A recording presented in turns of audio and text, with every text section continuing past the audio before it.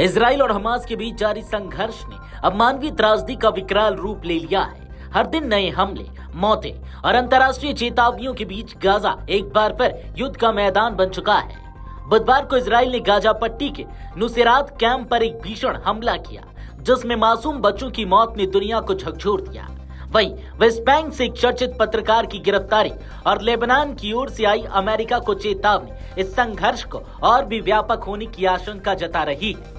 दरअसल बुधवार को गाजा पट्टी के मध्य स्थित नुसेरात शरणार्थी शिविर में इजरायली वायुसेना ने 3 मकानों को निशाना बनाया। इस हमले में 12 लोगों की मौत हो गई, जिसमें 3 बच्चे भी शामिल थे। अल अक्सा अस्पताल ने जानकारी दी कि मृतकों में 2 बच्चे सगे भाई थे और उनके शव के टुकड़े अस्पताल पहुंचे। यह हमला तब हुआ जब इलाके में पहले से ही मानवीय संकट गहराता जा रहा है। हमले के बाद इलाके में मातम पसरा हुआ है। स्थानीय लोगों का कहना है कि घरों में सो रहे परिवारों को बिना किसी चेतावनी के निशाना बनाया गया। अस्पताल के डॉक्टरों ने बताया कि घायलों में महिलाएं और बुजुर्ग भी शामिल हैं। गौरतलब है कि मार्च की शुरुआत में हमास और इजराइल के बीच युद्ध विराम टूटने के बाद से गाजा पट्टी पर रोजाना हमले हो रहे हैं। इजरायली सेना ने खाद्य आपूर्ति, चिकित्सा सेवाओं और बिजली जैसी बुनियादी सुविधाओं को भी बाधित कर दिया है। गाजा में अब 20 लाख से अधिक लोग भूखमरी, प्यास और बुनियादी स्वास्थ्य सेवाओं के अभाव में जूझ रहे हैं। संयुक्त राष्ट्र और अंतर्राष्ट्रीय एजेंसियों ने हालत को जनसंहार के करीब बताया है। इधर इजरायली सेना ने कब्जे वाले वेस्ट बैंक के जेनिन शहर में छापेमारी कर वरिष्ठ फिलिस्तीनी पत्रकार अली समौदी को गिरफ्तार कर लिया है। समौदी पहले CNN और अल जजीरा के लिए काम कर चुके हैं और 2022 में उस हमले में घायल हुए थे, जिसमें जानी मानी पत्रकार शीरीन अबू अक्ले की मौत हुई थी। इजरायली सेना का आरोप है कि अली समौदी इस्लामिक जिहाद नामक चरमपंथी संगठन से जुड़े हैं और उन्होंने उसे फंडिंग की। हालांकि अभी तक इस आरोप का कोई ठोस सबूत सार्वजनिक नहीं किया गया है। पत्रकार संगठनों ने इस गिरफ्तारी की कड़ी निंदा की है और इसे अभिव्यक्ति की स्वतंत्रता पर हमला बताया है।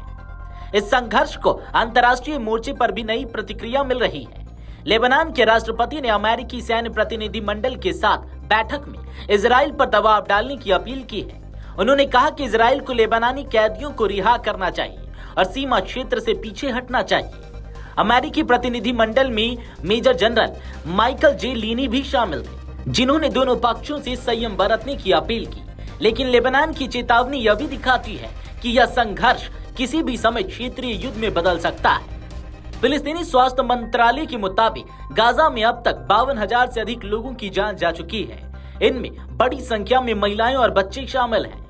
पिछले सप्ताह गाजा सिटी और बेत लाहिया में हुए हमले में भी 2 दर्जन से ज्यादा नागरिक मारे गए थे।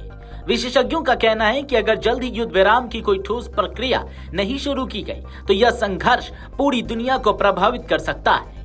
इजराइल और हमास के बीच यह युद्ध अब सिर्फ 2 गुटों या सैन्य टकराव नहीं रहा, यह एक मानवीय संकट बन चुका है। बच्चों की मौतें, पत्रकारों की गिरफ्तारी और अंतर्राष्ट्रीय राजनीति की दखल इस बात की ओर इशारा करती कि संकट और गहरा सकता है। दुनिया की निगाहें अब इस बात पर है कि क्या कोई कूटनीतिक पहल इस रक्तपात को रोक सकेगी या यह संघर्ष और विनाशकारी दिशा में बढ़ेगा।